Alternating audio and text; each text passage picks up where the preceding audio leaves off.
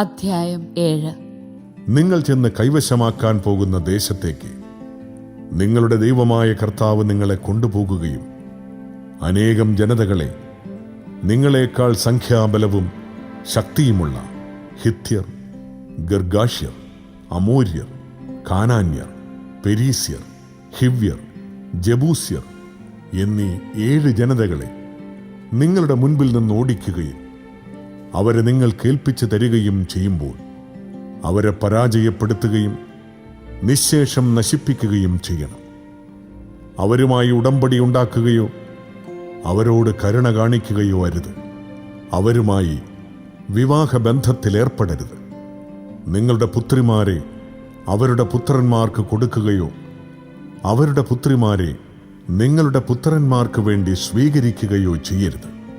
എന്തെന്നാൽ മറ്റു ദേവന്മാരെ സേവിക്കാനായി നിങ്ങളുടെ മക്കളെ എന്നിൽ നിന്ന് അവർ അകറ്റിക്കളയും. അപ്പോൾ കർത്താവിൻ്റെ കോപം നിങ്ങൾക്കെതിരെ ജ്വലിക്കുകയും നിങ്ങളെ വേഗം നശിപ്പിക്കുകയും ചെയ്യും. ഇപ്രകാരമാണ് നിങ്ങൾ അവരോട് ചെയ്യേണ്ടത്. അവരുടെ ബലിപീഠങ്ങൾ നശിപ്പിക്കണം, സ്തംഭങ്ങൾ തകർക്കണം, അക്ഷേരാ ദേവതയുടെ സ്തൂപങ്ങൾ വെട്ടിവീഴ്ത്തണം, വിഗ്രഹങ്ങൾ തീയിൽ ചുട്ടിരിക്കണം.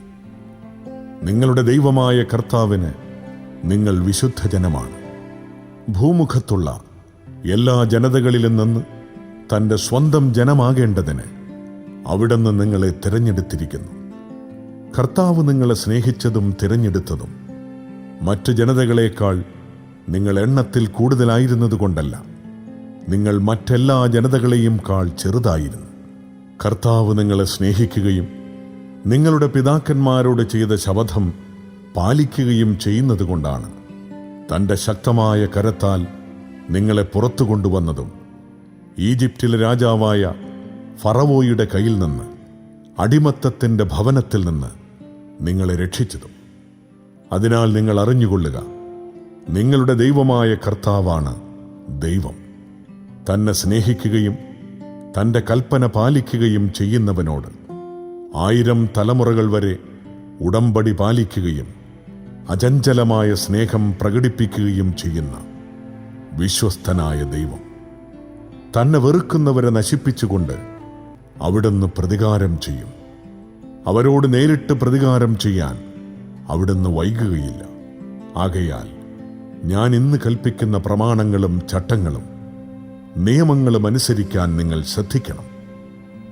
നിങ്ങൾ ഈ നിയമങ്ങൾ കേൾക്കുകയും വിശ്വസ്തയോടെ പാലിക്കുകയും ചെയ്താൽ നിങ്ങളുടെ ദൈവമായ കർത്താവ് നിങ്ങളുടെ പിതാക്കന്മാരുടെ ശപഥം ചെയ്തിട്ടുള്ള ഉടമ്പടിയും കരുണയും നിങ്ങളോടും പുലർത്തും.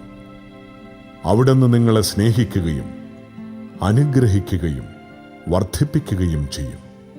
നിങ്ങൾക്ക് തരുമെന്ന് അവിടുന്ന് നിങ്ങളുടെ പിതാക്കന്മാരോട് ശപഥം ചെയ്തിട്ടുള്ള നാട്ടിൽ നിങ്ങളെ സന്താനപുഷ്ടിയുള്ളവരും നിങ്ങളുടെ ഭൂമി ഫലപുഷ്ടിയുള്ളതുമാക്കും. ധാന്യം, വീഞ്ഞ്, എണ്ണ, കന്നുകാലികൾ, ആട്ടിൻപറ്റം എന്നിവയെ അവിടുന്ന് ആശീർവദിക്കുകയും ചെയ്യും.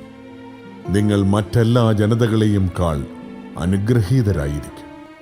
നിങ്ങൾക്കോ നിങ്ങളുടെ കന്നുകാലികൾക്കോ വന്ധ്യത ഉണ്ടായിരിക്കുകയില്ല. കർത്താവ് നിങ്ങളിൽ നിന്ന് എല്ലാ രോഗങ്ങളും മാറ്റിക്കളയും. ഈജിപ്തിൽ വച്ച് നിങ്ങൾ കണ്ടിട്ടുള്ള ദുർവ്യാധികളിലൊന്നും നിങ്ങളുടെ മേൽ അവിടുന്ന് വരുത്തുകയില്ല.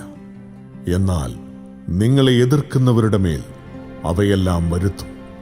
നിങ്ങളുടെ ദൈവമായ കർത്താവ് നിങ്ങൾ കേൾപ്പിച്ചു തരുന്ന ജനങ്ങളെയെല്ലാം സംഹരിക്കണം. അവരോട് കരുണ കാണിക്കരുത്. നിങ്ങൾ അവരുടെ ദേവന്മാരെ സേവിക്കരുത്. അത് നിങ്ങൾക്ക് കെണിയായിരിക്കും. ഈ ജനതകൾ എന്നേക്കാൾ വലുതാണ്.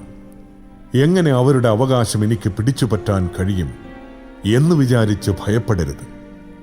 നിങ്ങളുടെ ദൈവമായ കർത്താവ് ഫറവയോടും ഈജിപ്ത് മുഴുവനോടും ചെയ്തതെന്തെന്നോർമ്മിക്കുക. നിങ്ങളുടെ കണ്ണുകൾ കണ്ട മഹാമാരികൾ, അടയാളങ്ങൾ, അത്ഭുതങ്ങൾ, കരബലം, ശക്തിപ്രകടനം എന്നിവയാലാണ് നിങ്ങളുടെ ദൈവമായ കർത്താവ് നിങ്ങളെ പുറത്തു കൊണ്ടുവന്നത്.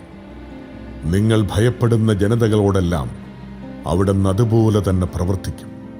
മാത്രമല്ല, നിങ്ങളുടെ അടുത്തു നിന്ന് ഓടി ഒളിക്കുന്നവർ നശിക്കുന്നതുവരെ നിങ്ങളുടെ ദൈവമായ കർത്താവ് അവരുടെ ഇടയിൽ കടന്നലുകളെ അയയ്ക്കും.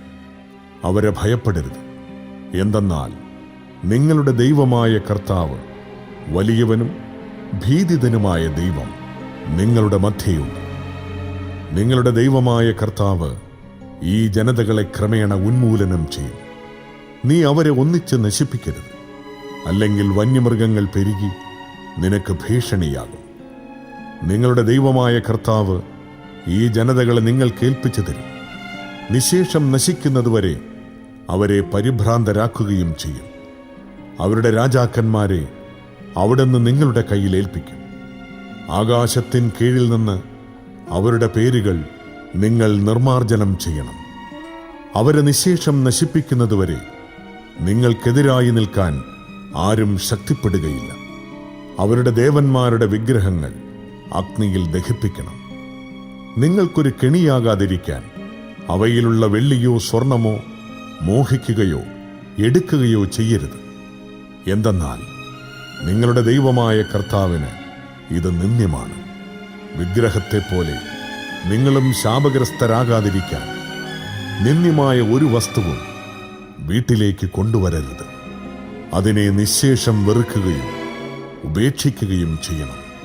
എന്തെന്നാൽ അത് ശാപഗ്രസ്തമാണ്.